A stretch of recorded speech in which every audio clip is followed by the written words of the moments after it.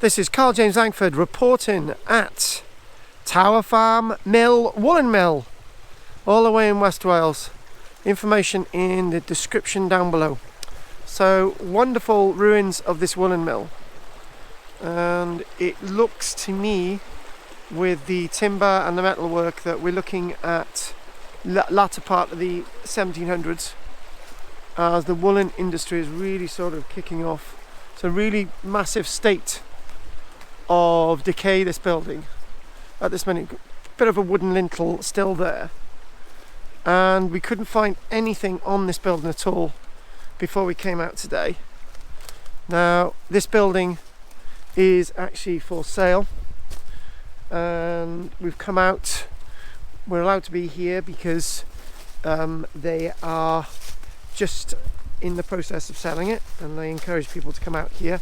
So we're going to go into, it's an L-shaped structure this, and we come up here, and what we've got the ground floor here, and we've got the beams there, we've got the windows above, we've got obviously another story space above, we've got a fireplace going in there, lovely, a massively ruined, massively collapsed this.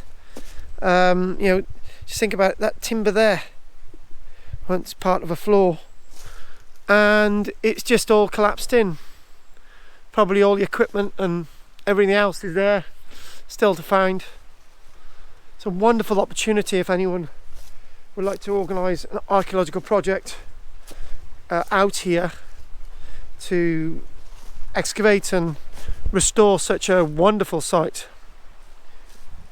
But obviously this is the year of the pandemic, and as tourism is taking a massive hit, so probably the only way to do work here would be to get a small team, film it all, similar to what I'm doing now, put regular updates, and that's how you keep people informed. So you've got this L shape here, you've got a doorway here, porchway, you've got a concrete lintel there as well, sort of telling you that this comes more into being abandoned if it comes from the tail end of the 1700s. So if this building's been abandoned with that type of concrete, probably telling us this is probably still in use until about the 1920s, and then industry collapsed.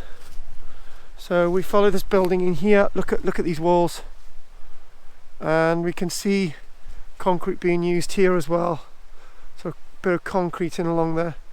Bit of I think that might be a wooden lintel still up there actually. So as I start getting here, and you're just thinking, well, Joe, 100 years ago this building was standing and still being used. Look at those bits of metal there, and the timber. Absolutely wonderful this, but it's a ruin. And yes, yeah, everything's sort of, if you come here 50 years ago, you'd probably seen echoes of a roof on it, but it's really massively collapsed. Two fireplaces there. Again, as we get to the back, sort of roof slate here. Oh, starting to get dark now, isn't it? And as we sort of come along here,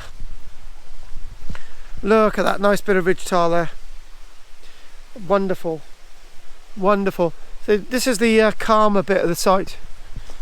The nice trees. So we've got lots of evergreen type trees growing here, like rhododendron type species, you know, laurel and that type of thing. As we sort of looking here, and we go around the side, this is sort of set in a quarry. And somebody's been clearing something there, probably to see if there's a bit of a hard base. Anyway, I just wanted to show everybody this.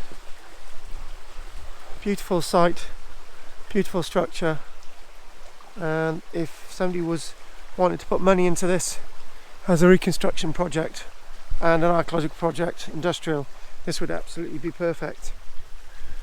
So this is Karl-James Langford reporting for Archaeology Virtual Online. Really enjoyed coming here. It's been a bit of a trek trying to find it. tips and turns, and by the time anyone ventures out here, it'll be private property, and you're unlikely you'll be able to get in to see this. But hopefully the people who actually take over the site will have done so with the aim of restoring it to its former glory. And the man himself, the video, thank you very much. And I love places like this. It's a wonder, and I really hope that we've got caring people out in Cymru, this wonderful land that we have, and that can restore this woolen mill.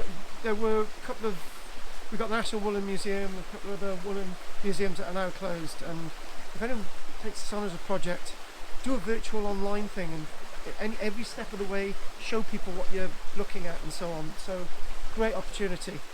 So thank you very much for watching.